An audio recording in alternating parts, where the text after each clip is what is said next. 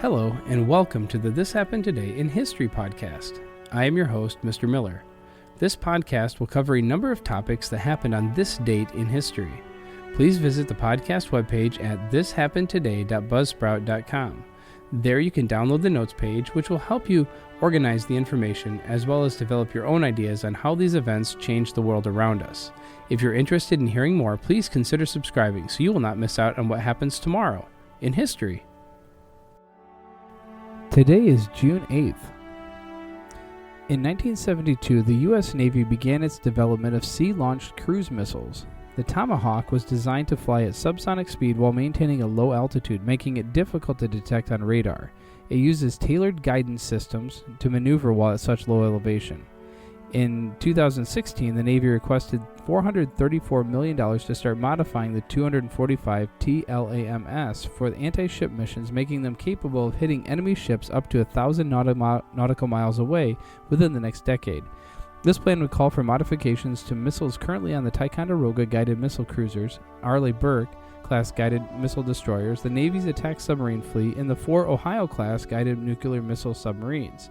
This program, if funded, will continue the Navy's life extension program for the Tomahawk missiles. Tomahawks can be launched from over 140 U.S. Navy ships and submarines, including 4 converted Ohio-class submarines, as well as Astute, Swiftsure, and Trafalgar submarines of the Royal Navy. The Tomahawk was first used by the United States in combat during Operation Desert Storm in 1991, and the United States began selling them to the UK in 1995. On April 6 of 2017, the United States fired dozens of Tomahawk missiles in response to a Syrian military chemical attack on the rebel-held city of Khan Sheikhoun. The Navy destroyers USS Porter and USS Ross launched a total of 59 Tomahawks against Sharat Air Base to destroy the Syrian forces that allegedly carried out the attack. Since its creation, numerous variants of the Tomahawk have been produced. The Block 1 versions, including Tomahawk Land Attack Missile Nuclear and the Tomahawk Anti-Ship Missile. Block 2 variants include the TLAM-C, designated to attack hardened targets, and the TLAM-D, designated to attack soft targets such as aircraft and troop concentrations. Block 3 updates included new electronics allowing for coordinated attacks. Block 4 missiles, the most modern version, are capable of loitering in flight for hours and possess a two-way data link designed for receiving updated mission information of course corrections. And in 1978, Naomi James broke the solo round-the-world sailing record by 2 days. Her 53-foot yacht, Express Crusader, crossed the finish line in Dartmouth at 9:11 British Standard Time after almost 9 months at sea. The 29-year-old also became the first woman to sail solo around the globe via Cape Horn, which is a classic clipper route. A huge crowd of well-wishers and a Royal Marines band welcomed the New Zealand-born Devonshire sailor home after her 27,000-mile or 43,000-kilometer journey.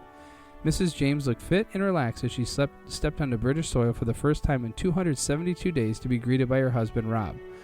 But she had to endure weeks without radio, the fail of her rigging during gales in the Southern Ocean, and her boat capsizing.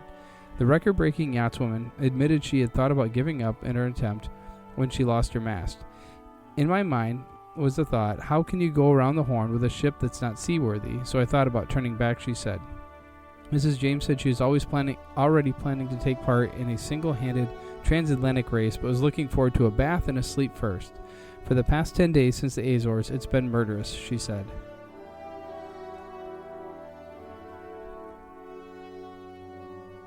And in 1968, James Earl Ray was an escaped American convict and was arrested in London, England, and charged with the assassination of African-American civil rights leader Martin Luther King Jr. On April 4th of 1968 in Memphis, King was fatally wounded by a sniper's bullet while standing on a balcony outside his second-story room at the Motel Lorraine. That evening, a Remington 30-06 hunting rifle was found on the sidewalk beside a rooming house 1 block from the Lorraine Motel. During the next several weeks, the rifle, eyewitness reports, and fingerprints on the weapon all implicated a single suspect, an escaped convict, James Earl Ray. A 2-bit criminal, Ray escaped Missouri prison in April of 1967 while serving a sentence for a holdup.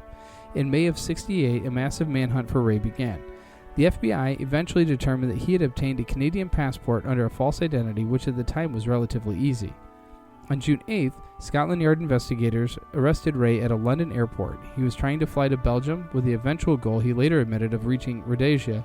Rhodesia, now called Zimbabwe, was at the time ruled by an oppressive and internationally condemned white minority government. Extradited to the United States, Ray stood before a Memphis judge in March of 1969 and pleaded guilty to King's murder in order to avoid the electric chair. He was sentenced to 99 years in prison. 3 days later, he attempted to withdraw his guilty plea, claiming he was innocent of King's assassination and had been set up as a patsy in a larger conspiracy. He claimed that in 1967, a mysterious man named Raoul had approached him and recruited him into a gun-running enterprise. On April 4th of 1968, however, he realized that he was to be the fall guy for the King assassination and fled for Canada. Ray's motion was denied, as well as dozens of other requests for his trial during the next 29 years.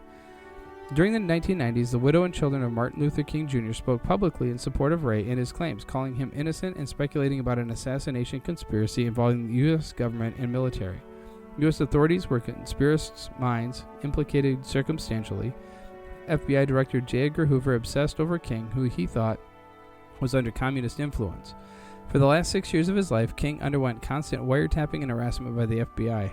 Before his death, Dr. King was also monitored by the U.S. military intelligence, who may have been called to watch over King as he publicly denounced the Vietnam War in 1967. Furthermore, by calling the radical economic reforms in 1968, including guaranteed annual incomes for all, King was making a few new friends in the Cold War era U.S. government. Over the years, the assassination has been re-examined by the House Select Committee on Assassinations, the Shelby County, Tennessee District Attorney's Office, and 3 times by the U.S. Justice Department. All of these investigations have ended with the same conclusion. James Earl Ray killed Martin Luther King Jr.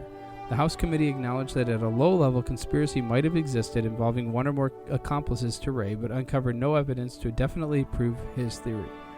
In addition to the mountain of evidence against him, such as fingerprints on the murder weapon and admitted presence in the rooming house on April 4th, Ray had a definite motive in assassinating King: hatred. According to his family and friends, he was an outspoken racist who told them of his intent to kill King, but Ray died in 1998. You have been listening to the This Happened Today in History podcast. I thank you for listening, and I hope that you have enjoyed learning about historical events from the past. Thank you to the following websites for their information regarding today's topics: ThePeopleHistory.com, cruise missiles at missilethreat.csis.org, Naomi James at news.bbc.co.uk, and James Earl Ray arrested at history.com. The music used as the background track for this podcast is Americana, created by Kevin MacLeod on Incompetech.com.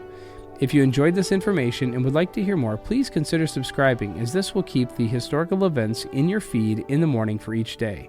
I hope you have a great day.